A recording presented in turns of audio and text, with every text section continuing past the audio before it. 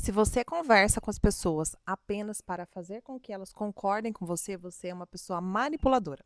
Toda vez que eu falo sobre ter conversas, principalmente se a gente estiver falando de casamento, de relacionamento, eu escuto coisas do tipo: eu não converso mais sobre isso com meu marido porque não adianta, ele não entende.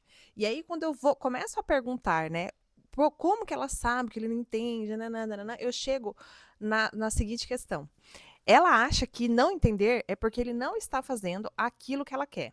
Então você tem uma dinâmica ali, uma coisa que você quer que aconteça dentro do seu relacionamento, e você leva isso para o seu marido. E toda vez que ele nega, muitas vezes a pessoa fala que ela deixou de conversar sobre aquele assunto porque a pessoa não entende, ela não quer, ela não tem boa vontade. Mas muitas vezes a gente esquece uma coisa muito básica e importantíssima.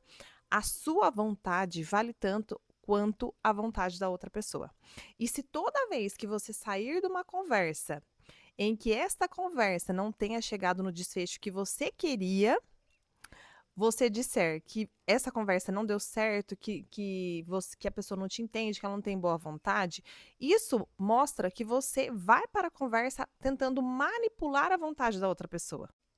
Eu li um livro do Papa João Paulo II, me esqueci o nome agora. E ele explica, ele dá todo um argumento filosófico explicando da dignidade humana, e ele vai explicando todas as coisas, e isso me deu um entendimento muito importante para o meu casamento, de que, embora eu queira muitas coisas, eu tenho que entender que no relacionamento a vontade dele também importa. E aí a gente precisa chegar num denominador comum.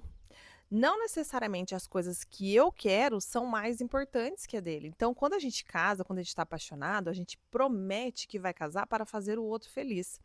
E a gente começa a perceber, depois, quando você dá dois passinhos para trás e começa a analisar muitas coisas que você fez no seu relacionamento, e aí você começa a perceber que a coisa não está andando tão legal como você gostaria, de que em muitas situações você não está preocupado com a felicidade do outro, você está fazendo com que aquela pessoa seja um meio para ser feliz. E ele fala muito isso, que a gente usa as pessoas em algumas situações como se elas fossem coisas. Então, quando você começa a desenvolver esse olhar da dignidade do outro, né? Você entende a sua dignidade, e isso é muito importante também, você perceber esse valor para aquelas pessoas que fazem o contrário, que estão sempre se diminuindo para caber em relacionamentos, né? E aí muitas vezes elas entram num conflito que se ela tentar se posicionar, se isso não é egoísmo. E é muito legal a gente entender essa questão para entender que você tem dignidade, mas que o outro também tem.